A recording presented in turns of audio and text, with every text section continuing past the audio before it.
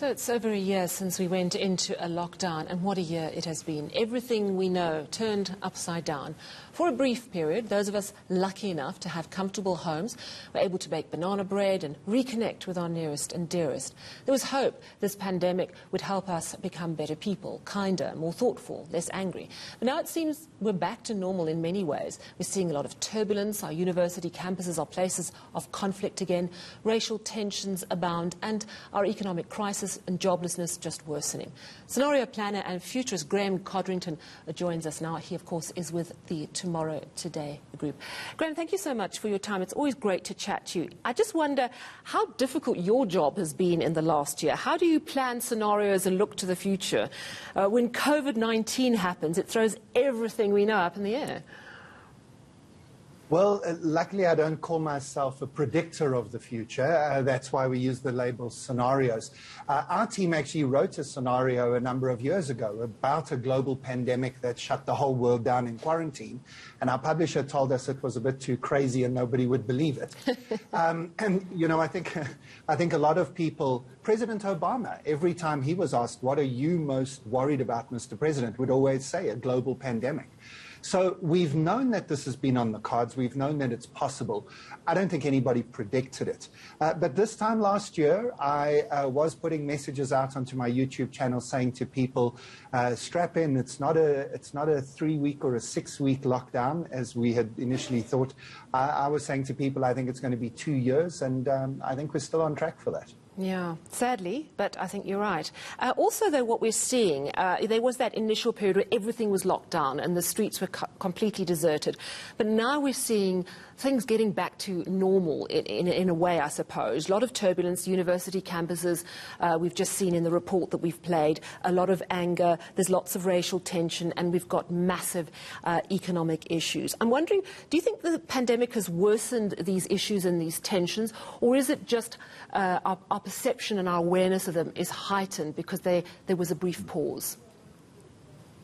You know, I think one of the words we've all learned over the past year, Sally, is comorbidities. And we realize that there are people who are susceptible to getting sick, are more susceptible to COVID. And I think that there are comorbidities in our society. And so I don't think COVID has created any of these problems, but COVID is certainly a spotlight that's shining onto society all around the world now. And I think we are at a point in history, we have been for a while, where we need to make some choices as humanity, as society. Climate change is a set of choices we need to make. Wealth inequality is a set of choices that we need to make. How do we go forward? Some people would say you just draw a line and we start from now. Other people are arguing we need to have reparations for what has come before, and other people have different views. And I think that what COVID has done at just, well, depending on how you look at it, maybe the best moment in history or maybe the worst moment, has just shone this massive spotlight. Richer people have dealt with lockdown much better than poorer people have, as an example. And so I think we're at an inflection point in history. And I think we'll look back and realize that COVID just accelerated and catalyzed a whole lot of political, economic, social choices that we really had to make anyway. So do you see any signs that things are going to change? Or as we see the problems returning, is it just going to be more of the same? I don't think it will be more of the same. I think that it's been too hard a hit, COVID, and it's been too long a disruption for us to just revert back as soon as we can. As much as I think that's what the language we might use of getting back to normal, I think most of us realize, for most people, for example, even if you have a job, I don't think you can imagine sitting in rush hour traffic again and thinking how clever that is. That's one thing we haven't missed. And so I think the way we work, the way we live, the way we think about our lives is going to change. But I also think there is something bigger happening, and I think that we have at least the potential. I'm not sure I'm brave enough to predict this, but I think we have the potential to have some of the conversations we've been struggling to have about how we want to go forward as humanity. And that brings me to young people, because you can't talk about the future without talking about the future leaders, and that is our young people. They're going to hopefully lead the way. You have worked extensively with understanding intergenerational relationships, you know, Generation X and Y and Z and the boomers. And now we talk about the woke generation. Could you tell us what it is to be woke, and is there an age limit? Well, it depends which side you're looking at. If you're looking from the conservative side of society, then woke is actually used as a pejorative. It's used to try and say you shouldn't be woke. If you're looking from the progressive side of the political spectrum, what you're saying is that one of the ways we want to go forward as humanity is to not just build society around what's good for the majority of people. We want to build society, and I'm self-proclaimed progressive, so that's the side I take, and I'm not trying to bring a balance to this view here. But my view is that we mustn't build society so that it favors the majority or favors the powerful. That one of the things we can do as society is look after the underprivileged, the underrepresented. And what being woke means in that context is being aware, being awake to the fact that, and I speak as a white male, you know, a person who has a job and has a good income and a good education. So I have a lot of privilege, and I'm not embarrassed or ashamed or guilty of the privilege, but I need to use my privilege on behalf of people who have less privilege. And that's being woke. And I see it as a compliment, even though some people, I think, throw it at me as an insult.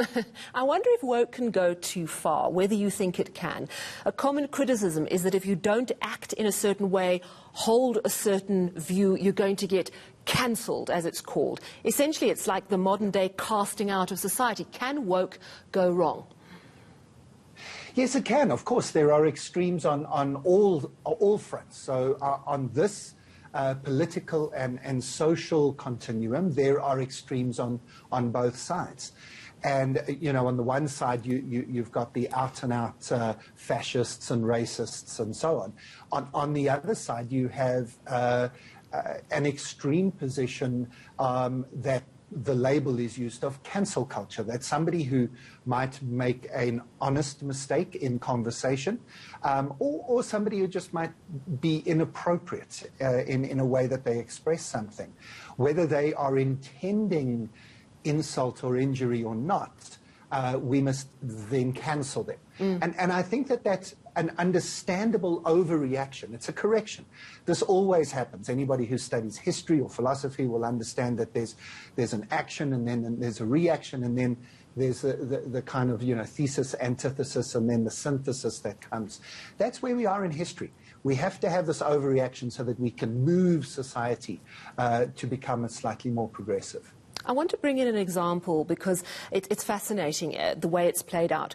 Recently, Professor Adam Habib, he was suspended from his new job at the School of Oriental and African Studies in London. He used the N-word in a conversation with students. I think we can all agree that's completely unacceptable. He maintains he was using it as an example. The students absolutely having none of that, and they want to get rid of him. Now, in response, a group of academics and writers, highly regarded people in South Africa, among them Thuli Madonsela, Barney Pityana, Justice Malala, they've come forward to say, this is not a racist man. They say that his firing is a campaign, it's the action of the woke generation trying to cancel him. And they go further, and this is the issue I'd like your comment on. They say that the concern is that if we suppress views that we might find offensive, universities are no longer going to be places of learning or challenge, that it's going too far. What is your view? This is a very complex topic, and having looked into it, the interesting thing is that Professor Habib was actually saying he was on the side of people who use the N-word incorrectly, and he just happened to say the word out loud. And I think he's discovered something I've discovered over many years. I've spoken all around the world in over 100 countries. And you discover as a South African that we have a particular way of using language that other people don't. And because of our history in apartheid, we have also a very different view of who's black and who's white. And I think he's just discovered that internationally. I know he's got lots of international experience, but words have different meanings in different parts of the world. And he should have known, and I think he has indicated that he shouldn't have used the word. But I think this is society, and this is where we are in history. We're never in a static position. We're always moving. You want to have freedom of speech. Of course you do. You want to allow people to express their views. But if somebody's freedom of speech becomes injurious to somebody else, harms and hurts somebody else. In South Africa, we've got legislation that talks about hate speech, and it's very clearly defined in law. That becomes a problem. And this is actually, Sally, what the whole debate is about in history. And history will look back on what we did now in the next decade in fixing this, because it's are we going to want to live in a society where a few people just get hurt because, you know, they must just grow up and if somebody else uses a word, and I'm thinking of words that might be thrown at the LGBTQI community, for example, or racist words, and you say, well, they're just words, just grow up, it's not going to hurt you. That's, I think, a more conservative view of society where we're just saying, well, the majority rules. And the minorities need to just suck it up. I don't want to live in a world like that. I want to live in a world where we do take seriously the fact that other people might be hurt by things we do and say, and that we take that seriously. Now, where that line is, I think we're in a blurred moment in history, and we're trying to work out where the line is. There is an overreaction, but it's for a purpose. It's to move the rest of us to a point where we take these things maybe more seriously than Professor Habib did in the moment. I have to ask you a question. You're saying that there's an overreaction, but some people would say there's also a polarization. And we know through history that when polarizations become too extreme, when groups are too divided from each other, that can lead to a war. Do you see it going horribly wrong and possibly moving in that direction? Let's go full circle in our conversation. I don't predict things for a living. I don't have a crystal ball, but I am nervous. I am nervous that if we don't find a way to move away from the polarizations, that there does seem a little bit of an inevitability. I especially look at America, but I suppose here in South Africa, you know, if a war did erupt around some of these issues, we might say to ourselves, we weren't surprised. Having said that, though,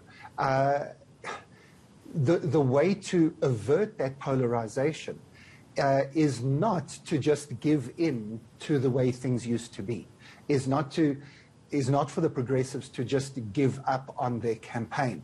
And I support the activists, you know, as much as it puts us on alert. I think that's the point, that we do need to be alerted. Myself, as a middle-aged white man, I've had so much to learn as growing up in apartheid, and only in my 20s realizing all the things I didn't know, and now spending the rest of my life, and I'm sure the rest that's to come, trying to learn how to be a better person than I was taught to be as a young white person in apartheid.